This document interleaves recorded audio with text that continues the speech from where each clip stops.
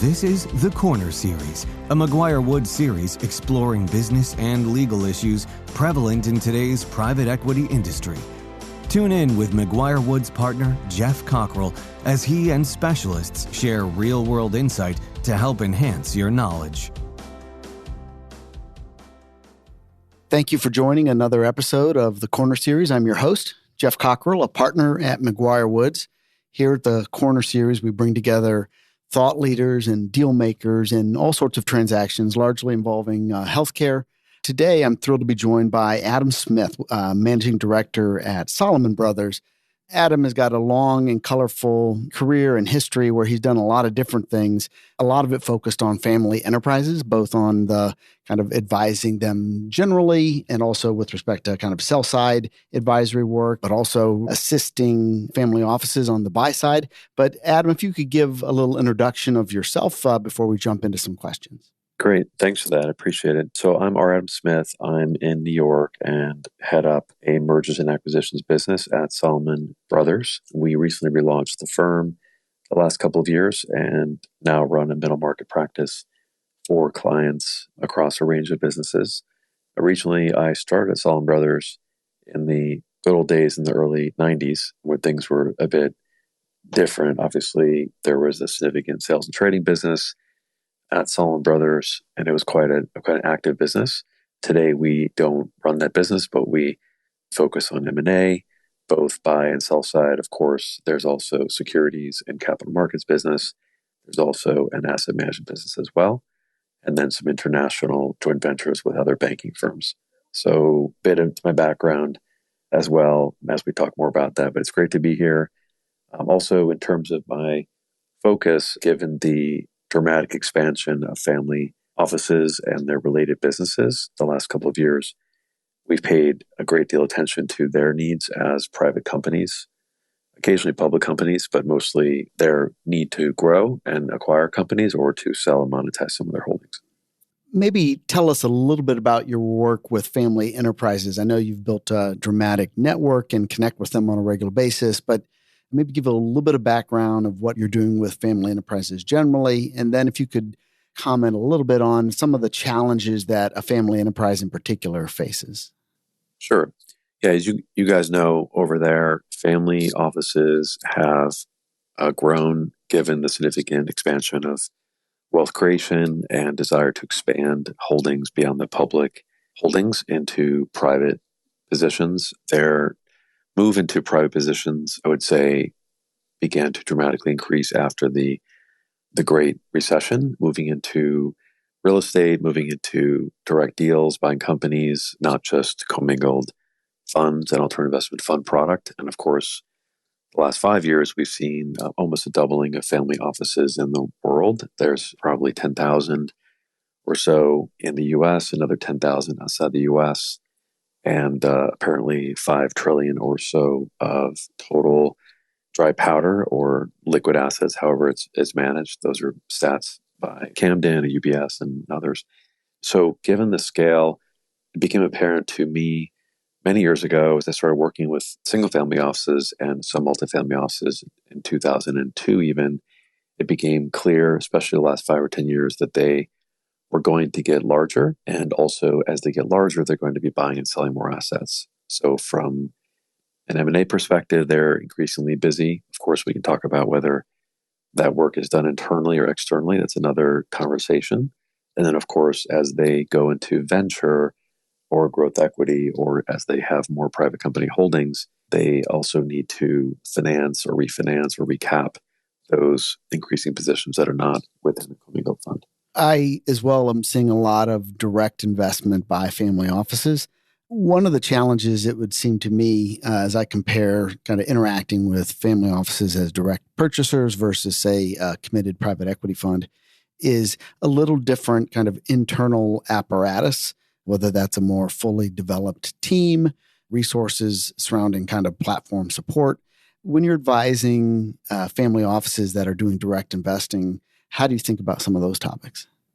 So according to the research, the average family office in the U.S. owns several distinct companies, and they are typically called the family office, but really the family office is just the euphemism for the legal structure of the organization. So it's important that people don't limit their assessment or interaction with a wealthy client or wealthy family, I think, just the family office, because the family office can be a subsection or like a misnomer of the activities. Sometimes the family enterprise is actually larger than the family office, or the family office is the wealth management arm or the trustee or administration arm of the family enterprise. So I think it's interesting. Maybe we can talk a bit about that, but also in other conversations with people, I think with your clients, to keep this in mind that sometimes the family has not just multiple generations, it has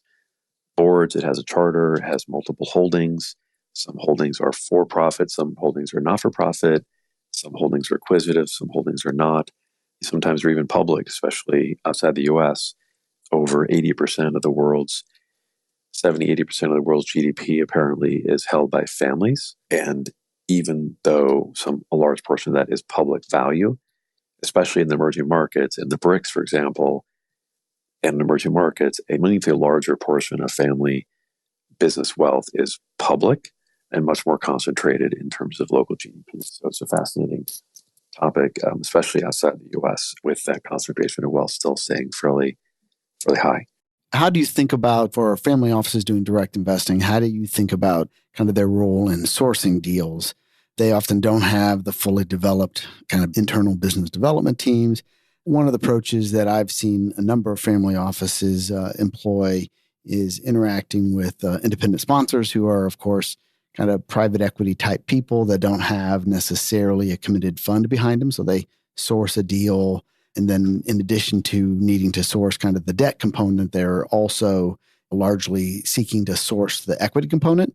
And the interaction between kind of family offices and independent sponsors has become a much more developed apparatus. How are you seeing those dynamics in your travels? Direct deals have been going on for decades or even centuries, essentially, or a family office or a family business or wealthy person putting money into a private asset. Really could be called a direct investment, right? It's such a lingo now because the industry is so much more advanced, more institutionalized, and more covered.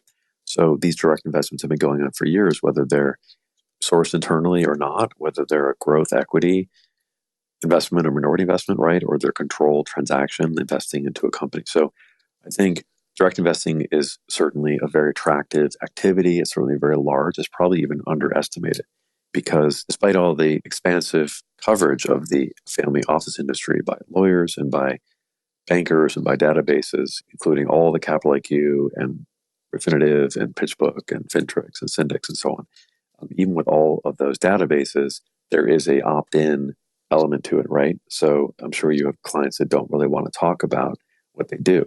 So it's interesting. I think the deals are becoming more large. They're becoming more collaborative in terms of syndications and clubbing. We can talk about that also a bit. I'm not really sure if they're being sourced more internally or externally. I think as the family enterprise gets larger, they do have more coverage, but they also have more people internally. So in terms of sourcing deals, I think generally as I cover the family offices as they grow, as the smaller groups get more mid-size, they tend to go outside. And as they get super large, they tend to have staff of over 50 or even 100, let's say an MSD or a Pritzker type of thing, and then more internally. One question that often presents itself, especially if I'm, for example, dealing with an independent sponsor that's looking for capital for a deal. One question I've been asked several times is, should they think about family offices where the family has kind of made the family wealth in a particular industry? Should they think of that family office more heavily within that industry, or as part of the ambition of the family office to kind of diversify themselves away from some of that kind of narrow industry sector exposure? As you're talking to family offices, do you see them or are you advising them more to kind of lean into their natural areas of expertise or lean more into diversification? Yeah, fascinating question. It's quite complex because of various factors. First of all, the larger that the families the family offices get, let's say, over $1 billion, and especially over 5 or 10 billion, the concentration issue becomes significant. If you look at the data and the conversations within the annual family office reports by Camden and UBS, and some of the data from Preqin, and also the comments from Ron Diamond, my friend who's an expert in family offices as well, including succession, next gen, human capital compensation, and direct deals, it seems like there are concentration issues. As the core operating position gets larger, it's going to have a huge tax bill. So I think as families get advised by law firms like yourselves and their trust and estates and private bankers over the course of their growth, the smarter ones seem to be diversifying, and they're diversifying primarily in alternative investments, previously in hedge funds. I think a lot of the money that family offices took out of their operating companies and public securities has moved meaningfully into hedge funds, right, 10, 20 years ago, and then into real estate, and then into private equity funds and venture capital funds, and now direct deals and co-investments, and then secondaries. So that diversification is growing, I think, and that's a healthy thing. However, at the same time, if a family, we can think of like Hermes, for example, or LVMH or IKEA or BMW as the Ferragamo, AutoZone. So I think it's important to look at these larger families as case studies to look at how they juggle the benefit of concentration and then also the risks of concentration. So we can talk more about that if you'd like. As you see these family offices building out kind of teams and expertise for direct investing, how do you see them thinking about kind of balancing kind of professionalization, meaning drawing in people that were, say, in private equity or similar type industries versus family involvement in that exercise? Well, so what are you thinking there exactly? You're talking about like how they grow as an organization, or more about their wealth or succession?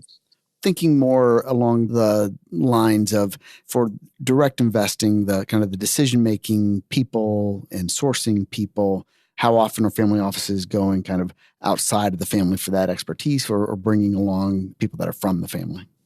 Well, certainly the family office recruiting business, if you look at, let's say, Linda Mack or Korn Ferry, Gary Goldstein, other experts, Heidrich, there is a dramatic increase in the need for talent to run, to build, to expand, to enhance the family office organization, because the wealth sometimes can be quite chunky. It can grow dramatically, and the organizational infrastructure is not prepared for that, not just in terms of intellectual expertise, but also administrative, operational, technological, cultural, governance. So there are gaps in the development of human capital for sure. I have been personally part of 10 board of directors and 10 advisory boards, and I've audited 8 companies with partners directly. So I've been part of, with family offices as well. So I've been part of seeing this a bit over the last 20 years. And right now there's a dramatic expansion of the size, but also the human capital needs and conundrum. I think it's tricky for family offices in the small to mid-range, because they are not typically using service providers as actively, except for perhaps legal and accountants. So I see there's a gap in the human capital element of recruiting. We're using executive recruiters, building boards, and realizing the need to bring in high-priced talent and high-powered talent to run and manage the family office from a leadership perspective. That can also include, of course, the CIO and other elements. So I see deal sourcing teams really picking up once the wealth gets over $1 billion. I'm seeing 2 or 3 people interacting with us as bankers, talking about deals they want to see or deals they want to sell or to recap or to merge or consolidate, getting in the sort of 2 to 3 person category once the assets the AUM gets to $5 billion. Once it gets to like 10 or 20 billion, the deal sourcing team can be over 5 or 10 people. And at that point, they are talking to bankers, but they're also more capable to manage internally, which is great. And they can also source their own deals. Also, sourcing deals internally, of course, at least is perceived to be a better value, a more wise decision in order to find deals directly. That brings the whole question up as to, are proprietary deals actually better And are they going to be likely priced better than deals that are not proprietary?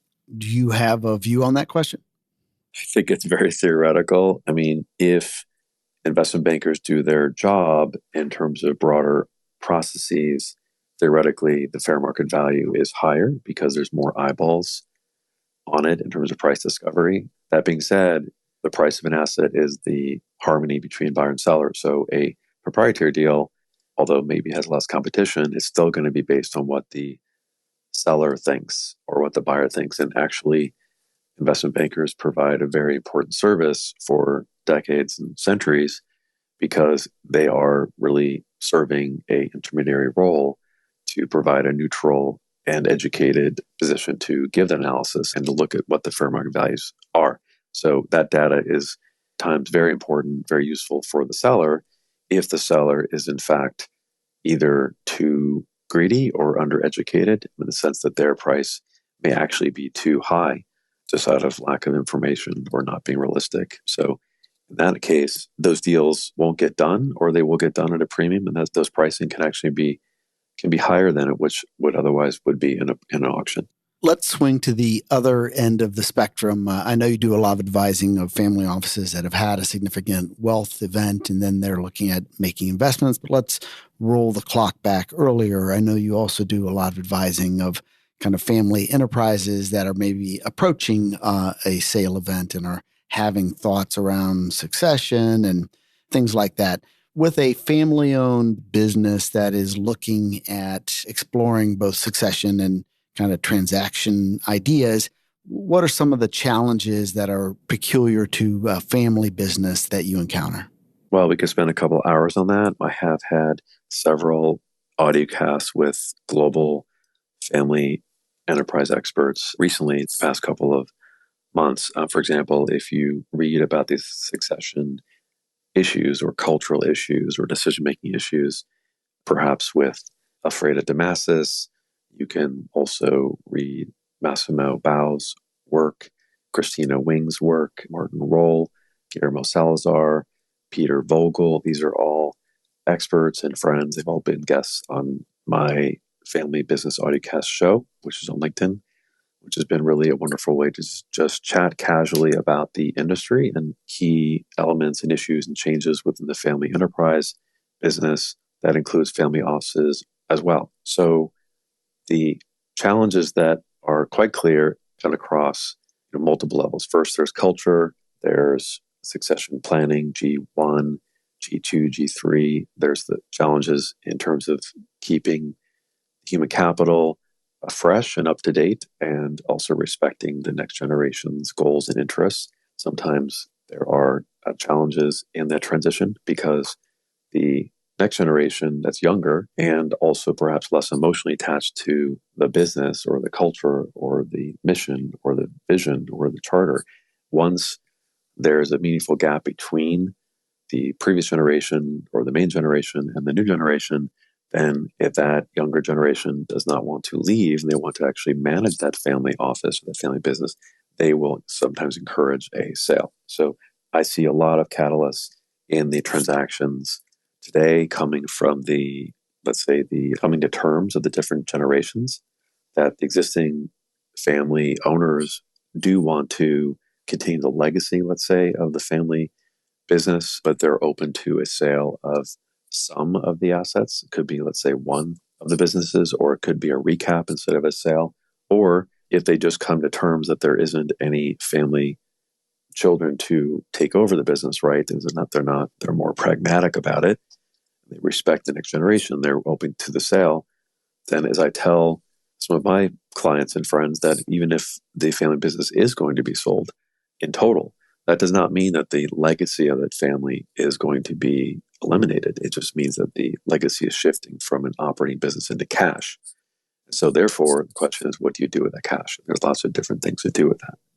One of the things that's always struck me is that there can clearly be kind of exponential wealth generation aspects of holding on to a single asset. Obviously, some of the wealthiest families and individuals in the world achieve that by holding on to a single asset. It has always struck me, though, that comes at a risk of such kind of singular concentration. When you're talking to family enterprises, how do you advise them on how to think about on pathway A, you've got this is the business that's had your family affiliation for a long time, and losing that would be a loss at a number of levels, but continuing to absorb that kind of singular concentration, if that one business were to get in trouble, then all of that could be lost. How do you advise people when they're thinking about some of those things? Okay, so as a banker, we are really only involved in one piece of the equation, right? Which is to try to do deals and close transactions at a fair price and to advise our client to get the best results they can. So on the sell side, our job is to maximize their wealth in that role, to sell, let's say, an asset at the highest price possible so they make more money. Now, on the buy side is quite the opposite, which is to hold their hands and guide them in the journey to find and purchase an asset at a great price and to capture value and take that value into growth and consolidation and create synergy. So it can be quite different. I cover both. Mostly investment banking is sell side, but there is a growing demand for buy side investment banking as liquidity expands and there's large cash balances, several $1 trillion of family office money ready to be put to work. As with in private equity, we saw, in fact, I think an article today on Bloomberg or somewhere, somebody saying that the backlog, the backup, and liquidity events for private equity right now is just absolutely horrible, which is ironic because the economy is doing quite well. So there's an imbalance in the supply and demand of private equity, and that's also happening in family offices. So I think in terms of concentration, I personally advise family offices to certainly diversify out of one main holding. That can be 2 or 3 holdings. There's different ways to do that diversification. Sometimes it can be wise to recap or refi the main operating business, maintaining, let's say, reasonable leverage.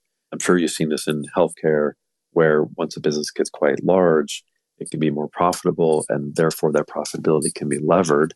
And then that leverage can result in cash, and that cash can be redeployed into other businesses.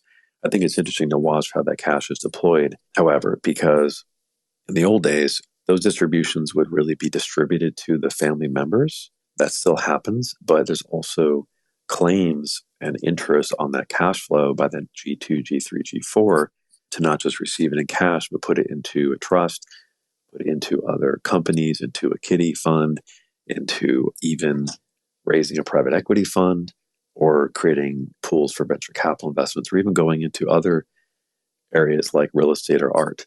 So in summary, I think it's super important to be diversified, not have all eggs in one basket for sure. Adam, I think we could talk about a number of these topics for hours, but I think we've burned through our time. I want to thank you for joining me. This has been a ton of fun, and would love to have you again sometime. Thank you. Me too. It's great. Thank you for joining us on this installment of the Corner Series. To learn more about today's discussion, please email host Geoff Cockrell at gcockrell@McGuireWoods.com. We look forward to hearing from you. This series was recorded and is being made available by McGuireWoods for informational purposes only. By accessing this series, you acknowledge that McGuireWoods makes no warranty, guarantee, or representation as to the accuracy or sufficiency of the information featured in this installment. The views, information, or opinions expressed are solely those of the individuals involved and do not necessarily reflect those of McGuireWoods. This series should not be used as a substitute for competent legal advice from a licensed professional attorney in your state and should not be construed as an offer to make or consider any investment or course of action.